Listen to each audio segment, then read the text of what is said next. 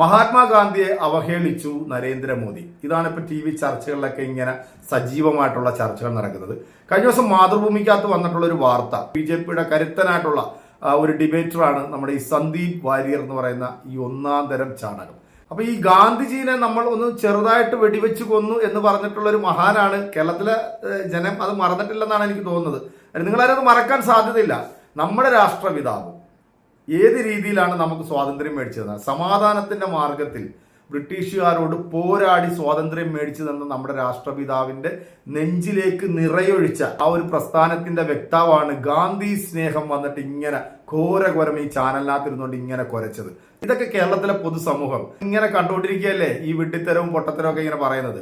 എന്നാലും പല മാധ്യമങ്ങളും ഇന്നിപ്പം 2024 ലോക്സഭാ തെരഞ്ഞെടുപ്പുമായിട്ട് ബന്ധപ്പെട്ടിട്ട് നരേന്ദ്രമോദിക്ക് അനുകൂലമായിട്ട് നിന്നിട്ടുള്ള പല ദൃശ്യ മാധ്യമങ്ങളും നരേന്ദ്രമോദിക്കെതിരായിട്ട് വാർത്തകൾ കൊടുക്കുന്ന ചില കാഴ്ചകൾ നമ്മൾ ഈ ഒരു സാഹചര്യത്തിൽ കാണുന്നുണ്ട്. ഈ ചർച്ചയിൽ വന്നിരിക്കുമ്പോഴത്തേക്ക് നമ്മുടെ അഭിലാഷ് ചില കാര്യങ്ങൾ ചോദിക്കുമ്പോഴത്തേക്ക് ഈ ചാണകങ്ങൾക്ക് അങ്ങോട്ട് കുരുവട്ടാൻ തുടങ്ങും. പിന്നെ ചർച്ച അങ്ങോട്ട് മാറ്റിയിട്ട് വേറൊരു ചർച്ചയിലേക്ക് കൊണ്ടുപോകും.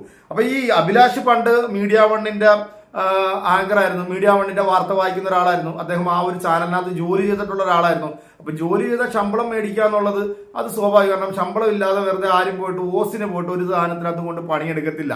അപ്പൊ അത്തരത്തിൽ മീഡിയ വൺ എന്ന് പറയുന്ന ചാനലിൽ വർക്ക് ചെയ്തതിന്, ആ ചാനലിൽ വർക്ക് ചെയ്തതിന്റെ പേരിൽ അഭിലാഷിനെ തേജോവധം ചെയ്യാൻ വന്നിട്ടുള്ള ഈ ചാണക വാര്യരെ അഭിലാഷ് തൂക്കിയെടുത്ത് നിലത്തടിച്ചു.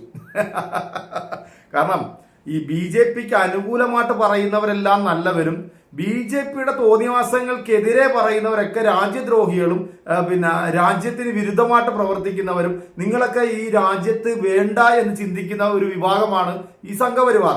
എന്റെ പ്രിയപ്പെട്ട പ്രേക്ഷകരെ, ഇതുപോലുള്ള വാഹനങ്ങളെയൊക്കെ നമ്മുടെ നാടിനും നമ്മുടെ ജനതയ്ക്കും ശാപമായിട്ട് തീരുന്നെന്ന് മാത്രമേ പറയുള്ളൂ. എന്തായാലും ഈ ഒരു ചർച്ചയിൽ അഭിലാഷ് എടുത്തിട്ട് തലങ്ങും വിലങ്ങും അലക്കുന്ന ഒരു കിടിലൻ വീഡിയോ വന്നിട്ടുണ്ട്. ആ വീഡിയോ ഒന്ന് കണ്ടതിന് ശേഷം നമുക്ക് നമ്മുടെ വീഡിയോ റിയാക്ഷനിലേക്ക് വരാൻ പോവാം. നരേന്ദ്രമോദി അധികാരത്തിൽ വന്ന ശേഷം നടത്തിയിട്ടുള്ള നിരവധി പ്രവർത്തനങ്ങൾ, അത് ഗാന്ധി ദർശനങ്ങൾ ഊന്നിയിട്ടുള്ളതാണ്. സ്വച്ഛ ഭാരത് ആണെങ്കിലും, അതല്ലെങ്കിൽ ജനങ്ങൾക്ക് കുടിവെള്ളം കൊടുക്കുന്നതാണെങ്കിലും, അതുപോലെ തന്നെ അന്താരാഷ്ട്ര യോഗാ ദിനമാണെങ്കിലും, നിരവധിയായിട്ടുള്ള മോദി മുന്നോട്ട് വെച്ചിട്ടുള്ള പ്രവർത്തന പദ്ധതികൾ മുഴുവൻ ഗാന്ധിയൻ ദർശനങ്ങൾ ഊന്നി നിന്നിട്ടുള്ളതാണ്. അപ്പൊ ഗാന്ധിയെ മോദി അവഹേളിച്ചു എന്ന നറേറ്റീവ് ബിൽഡ് ചെയ്തുകൊണ്ട് ഇപ്പൊ കഴിഞ്ഞ 2 മാസക്കാലമായി മാതൃഭൂമി എടുത്തുകൊണ്ടിരിക്കുന്ന പണി ഈ 4-ാം തീയതി വരെ നിങ്ങൾക്ക് എടുക്കാം. ഞാൻ വേണം. സാമുദായിക ധ്രുവീകരണം മോദിയുടെ അവസാനത്തെ ആയുധമോ? ചർച്ച. BJPക്ക് ആയുധം വർഗീയത മാത്രമോ? അടുത്ത ചർച്ച. അത് കഴിഞ്ഞാലും അങ്ങനെ ആയിരിക്കും. ഇപ്പോ ഇലക്ഷൻ നിങ്ങൾ ജയിച്ചു എന്ന് കരുതി ഏതെങ്കിലും ഒരു മാധ്യമത്തിന്റെ വിമർശനം ഉപേക്ഷിക്കേണ്ടി വരുമോ? അത് പുറത്തുനിന്നാരുടെ സഹായം ഒന്നും വേണ്ട, സ്വന്തം നിലയ്ക്ക് ചെയ്യാം. വിമർശനമായിരുന്നില്ലല്ലോ, പെയ്ഡ് ക്യാമ്പയിൻ ആയിരുന്നല്ലോ. എവിടെ പെയ്ഡ് ക്യാമ്പയിൻ? വിമർശനമായിരുന്നില്ല, പെയ്ഡ് പേ ചെയ്ത ക്യാമ്പയിൻ പുറത്തു വരുന്നേ. ഞാൻ വെല്ലുവിളിക്കുകയാണ്. ആര് പേ ചെയ്ത ക്യാമ്പയിൻ? പെയ്ഡ് ക്യാമ്പയിൻ എന്ന് പറഞ്ഞാൽ ആരെങ്കിലും പൈസ തരണ്ടേ? അഭിലാഷ് പറയാം. സ്വാധീനിക്കുന്നത് എന്ന് കേരളത്തിലെ തന്നെ പ്രശസ്തനായിട്ടുള്ള അല്ലെങ്കിൽ കുപ്രശസ്തനായിട്ടുള്ള ഒരു വ്യക്തി പരസ്യമായിട്ട് പറഞ്ഞിട്ടുണ്ട്. നിങ്ങളെ എങ്ങനെയാണ് ചില പ്രത്യേക വിഭാഗങ്ങൾ സ്വാധീനിക്കുന്നത്, എങ്ങനെയാണ് ഗൾഫിലേക്ക് കൊണ്ടുപോകുന്നത്, എങ്ങനെയാണ് അവിടെ ഈന്തപ്പഴവും വണ്ടിപ്പരിപ്പും തരുന്നത്, എങ്ങനെയാണ് നിങ്ങളെ സ്വാധീനിക്കുന്നത്, എങ്ങനെയാണ് നിങ്ങൾക്ക് വിരുന്നൊരുക്കുന്നത്, എങ്ങനെയാണ് നിങ്ങൾക്ക് വേദികൾ തരുന്നത്, അങ്ങനെയൊക്കെ പല ആളുകളും ഇവിടെ തുറന്നു പറഞ്ഞിട്ടുണ്ട്. അതൊന്നും ഇവിടെ പറയിപ്പിക്കണ്ട. BJPയെ കുറിച്ച് സംസാരിക്കുക, BJPയെ നിങ്ങൾ പോയിട്ടില്ലേ?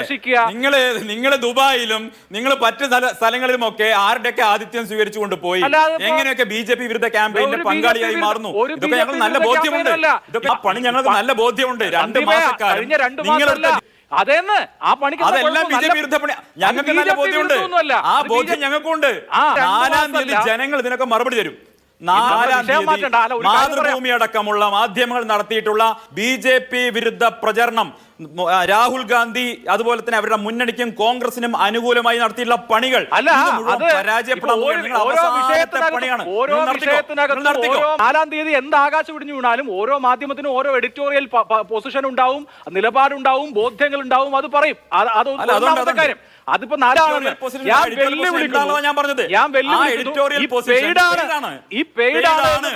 ഈ പെയ്ഡാണ് എന്ന് പറഞ്ഞ കാര്യത്തെ തെളിയിക്കാൻ താങ്കൾക്ക് ഏത് വിധേനയും താങ്കൾക്ക് അത് തെളിയിക്കാം.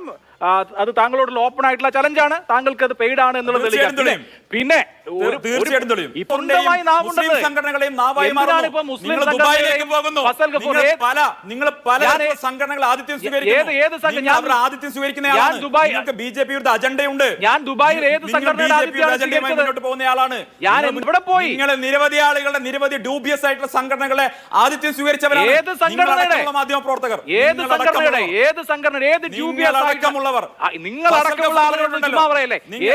നിങ്ങൾ ജമാഅത്തെ ഇസ്ലാമിയുടെ നിങ്ങൾ ജമാഅത്തെ ഒരു കാര്യം പറഞ്ഞിട്ട് ഗോൾ പോസ്റ്റ് മാറ്റി മാറ്റി കൊണ്ടുപോകല്ലേ? ഇസ്ലാമിയുടെ കൂടെ പോയവരാണ്. ഡ്യൂബിയസ് ആയ സംഘടനയുടെ ആദിത്യം സ്വീകരിച്ചവരുടെ ഏത് സംഘടനയുടെ ഇസ്ലാമിയുടെ നിങ്ങൾ ജമാഅത്തെ ഇസ്ലാമിയുടെ സംഘടനയുടെ ആദിത്യം സ്വീകരിച്ചു ഇസ്ലാമിയുടെ പരിപാടികൾ പോയിട്ടില്ലേ? ജമാഅത്തെ ഇസ്ലാമിയുടെ ഏത് പരിപാടിക്ക് ഞാൻ പോയി? ഒരു പരിപാടി പറ. ജമാഅത്തെ ഇസ്ലാമിയുടെ പരിപാടി നിങ്ങൾ പോയിട്ടില്ലേ? ജമാഅത്തെ ഇസ്ലാമിയുടെ ഏത് പരിപാടിക്ക് പോയി? ജമാഅത്തെ ഇസ്ലാമി അടക്കമുള്ള നിരവധി ആളുകൾ എവിടെ കാണിക്കാം? ജമാഅത്തെ ഇസ്ലാമിയുടെ ഏത് പരിപാടിക്ക് പോയി? എവിടെ പരിപാടിക്ക് പോയി? നിങ്ങൾ KMCCയുടെ പരിപാടിക്ക് പോയിട്ടുണ്ട്. എവിടെ പോയി? KMCCയുടെ പരിപാടിക്ക് പോയിട്ടുണ്ട്. എവിടെ പോയി? ലീഗിന്റെ ആതിഥ്യം സ്വീകരിച്ചിട്ടുണ്ട്. ഞാൻ MSF സംസ്ഥാന സമ്മേളനത്തിലായിരുന്നില്ലേ? നിങ്ങൾ ജമാഅത്തെ ഇസ്ലാമിയുടെ അത് പറയേ, നിങ്ങൾ ജമാഅത്തെ ഇസ്ലാമിയുടെ ശമ്പളം വാങ്ങിയിരുന്ന ആളല്ലേ? എന്ത് ശമ്പളം? എപ്പോ ശമ്പളം വാങ്ങിച്ചു? ഞാനൊരു മാധ്യമ സ്ഥാപനത്തിൽ ജോലി ചെയ്തിട്ടുണ്ട്. നമ്മൾ ജോലി ചെയ്യുന്നത് ശമ്പളം വാങ്ങിക്കാനാണ്. ശമ്പളം വാങ്ങിച്ചു ജോലി ചെയ്തത് നിങ്ങൾ അജണ്ടയുണ്ട്. അജണ്ടയല്ല, ജോലിയാണ്.